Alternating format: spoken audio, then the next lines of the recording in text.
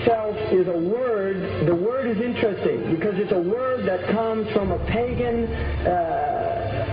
Hollywood is the holy wood, and it was the wood that the magical wands were made out of in the pagan sorcery, magic. And these wands were believed that the sorcerers that possessed them could put people into trances and control them. This is part of, this is symbolic, but it's also important to understand that part of what Hollywood literally does is it puts people into trances. It's a dream state. They call it the dream machine in the United States.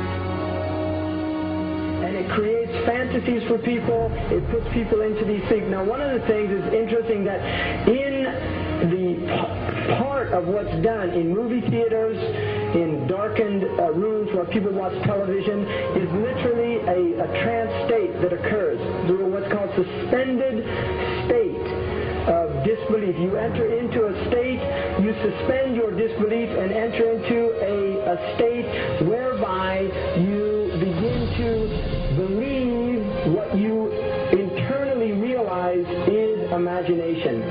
It's falsehood. Films are magic. It's just magic. You go and you watch these things and people get caught up in them. People cry during films, all this catharsis that takes place in these things.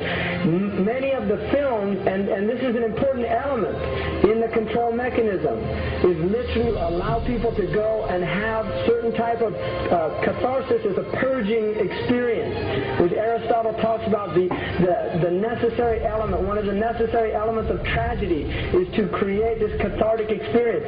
And this is why a lot of the films, especially also news and things like this is why news is very important in this culture. Everybody watches the news. They have this tragic, cathartic experience of watching the tragedies of others and then feeling safe and complacent in their own experience of this suspended state of illusory well-being. So these are very intricate and sophisticated methods. Now, I think it's dangerous, although there are elements that there's concerted efforts that take place, there's also a lot of people that have similar worldviews that aren't necessarily working together in concerted efforts.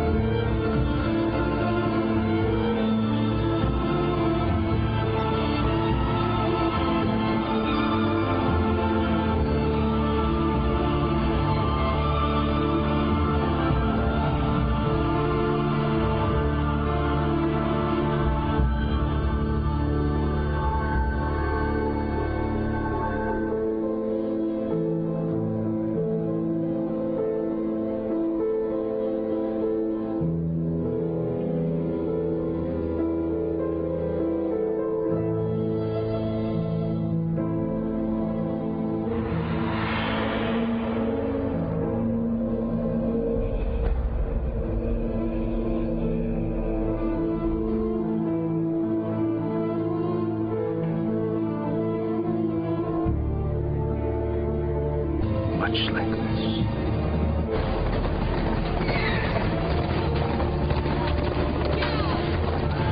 Charles Carroll was the last surviving signer of the Declaration of Independence. He was also a member of a secret society known as the Masons, and he knew he was dying. He woke up his stable boy in the middle of the night and ordered him to take him to the White House to see Andrew Jackson, because it was urgent that he speak to the president. Did he talk to him?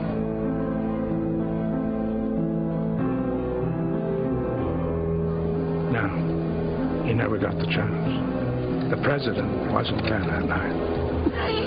But Charles Carroll had a secret. So he took into his confidence the one person he could, my grandfather's